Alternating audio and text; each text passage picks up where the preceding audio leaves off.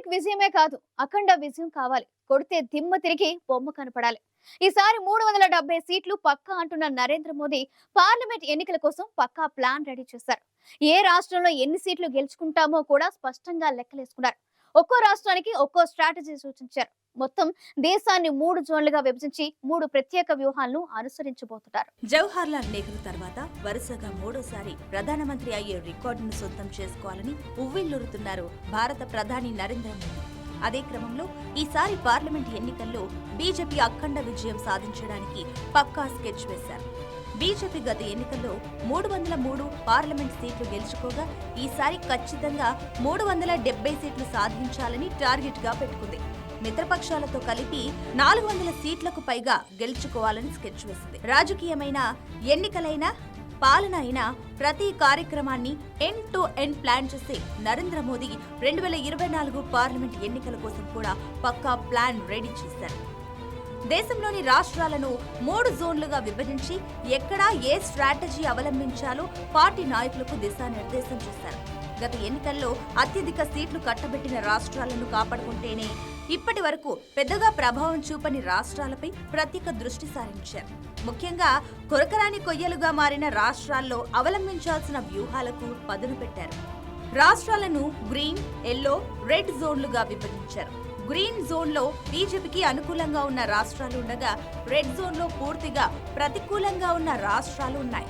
ఇక ఎల్లో జోన్లో కష్టపడితే బీజేపీ క్లీన్ స్వీప్ చేసే రాష్ట్రాలు ఉన్నాయి. తాను వేసుకున్న లెక్కలు అన్నింటినీ నరేంద్ర మోదీ ఇటీవల ఢిల్లీలో రాష్ట్రాల ముఖ్య ప్రతినిధులతో జరిగిన సమావేశంలో వెల్లడించినట్టు తెలిసింది. దీనికి అనుగుణంగానే రాష్ట్ర శాఖలు పనిచేయాలని చెప్పినట్లు సమాచారం. ఉత్తరప్రదేశ్, మహారాష్ట్ర, మధ్యప్రదేశ్, కర్ణాటక, గుజరాత్, బీహార్, అస్సాం, హర్యానా, రాజస్థాన్, ఢిల్లీ, జార్ఖండ్, ఛత్తీస్గఢ్, ఉత్తరాఖండ్, జమ్మూ కాశ్మీర్, హిమాచల్ ప్రదేశ్ రాష్ట్రాలను గ్రీన్ జోన్ గా గుర్తించారు. ఈ 15 రాష్ట్రాల్లో మొత్తం 349 పార్లమెంట్ స్థానాలున్నాయి.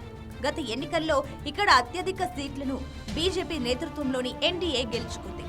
ఈసారి కూడా ఈ మొత్తం 15 రాష్ట్రాలలో బీజేపీకి వాతావరణం అనుకూలంగానే ఉన్నట్లు నరేంద్ర మోదీ నాయకులకు చెప్పేశారు. అయితే ఏమాత్రం అశ్రద్ధ చేయకుండా పనిచేయాలని, అందరినీ కలుపుకొని కనీసం 300 స్థానాలు ఇక్కడ గెలుచుకోవాలని నరేంద్ర మోదీ ఆలోచిస్తున్నారు. దీనికి అనుగుణంగానే ప్లాన్ సిద్ధం చేశారు.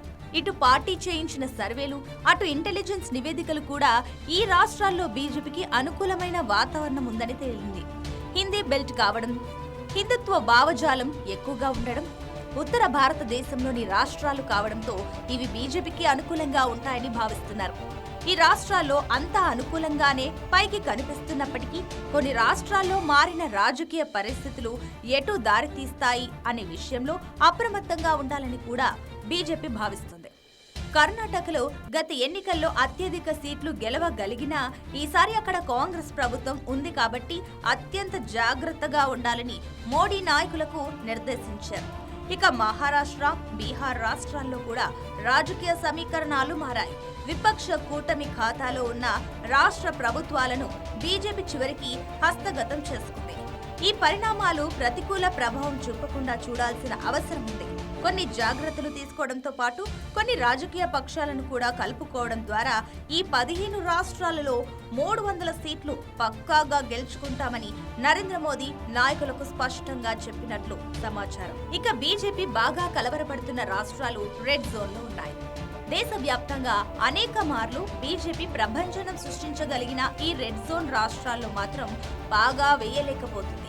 తమిళనాడు, కేరళ, పశ్చిమ బెంగాల్, ఒరిస్సా, పంజాబ్ రాష్ట్రాలు ఈ రెడ్ జోన్లో ఉన్నాయి. తెలుగు రాష్ట్రాలైన ఆంధ్రప్రదేశ్, తెలంగాణ కూడా రెడ్ జోన్లోనే ఉంది. ఈ 7 రాష్ట్రాలలో మొత్తం 177 సీట్లు ఉన్నాయి. ఇక్కడ బీజేపీ చాలా తక్కువ సీట్లు గత ఎన్నికల్లో గెలుచుకోగలిగింది. మొత్తం 177 సీట్లలో కనీసం 70 సీట్లు అయినా ఈసారి కైవసం చేసుకోవాలని బీజేపీ ఆలోచిస్తుంది.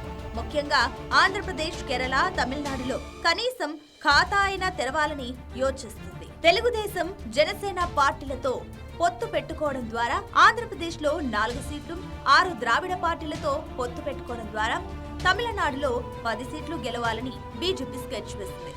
గత ఎన్నికల్లో 4 స్థానాలను గెలుచుకున్న తెలంగాణలో ఈసారి 8 స్థానాలు గెలుచుకోవడానికి అనుగుణంగా బీజేపీ వ్యూహాలను పన్నది.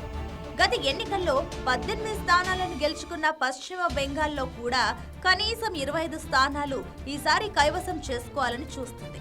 పంజాబ్లో కూడా కలిసి వచ్చే మిత్రులతో కలిసి ఎక్కువ స్థానాలు గెలుచుకోవాలని ప్లాన్ వేస్తుంది.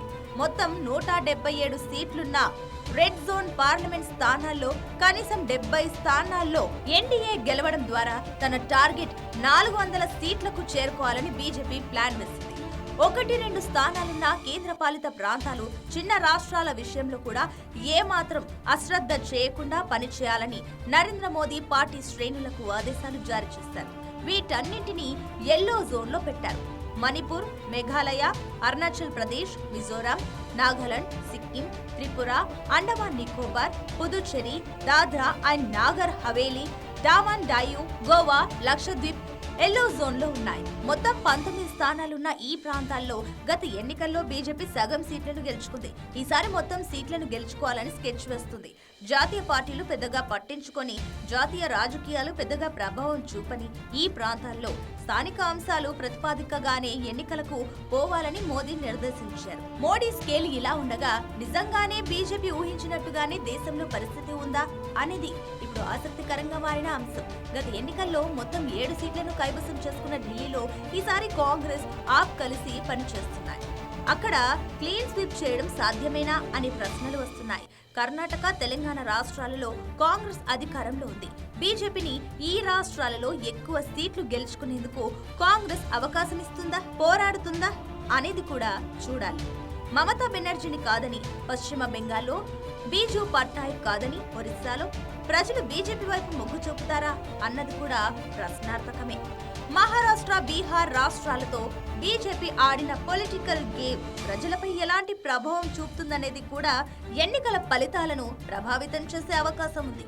ఉత్తరాది పార్టీగా ముద్రపడిన బీజేపీని ద్రావిడ భావజాలం బాగా ఉన్న తమిళనాడులో ఏమాత్రం ఆదరిస్తారన్నది కూడా తేలాల్సిన విషయం. ఒంటరిగా 370 సీట్లు, జట్టుగా 400 సీట్లు కైవసం చేసుకోవాలని ఆరాటపడుతున్న బీజేపీకి తమిళనాడు, కేరళ, పశ్చిమ బెంగాల్, తెలంగాణ, ఒరిస్సా లాంటి రాష్ట్రాలు పెద్ద ప్రతిబంధకం కానున్నాయి.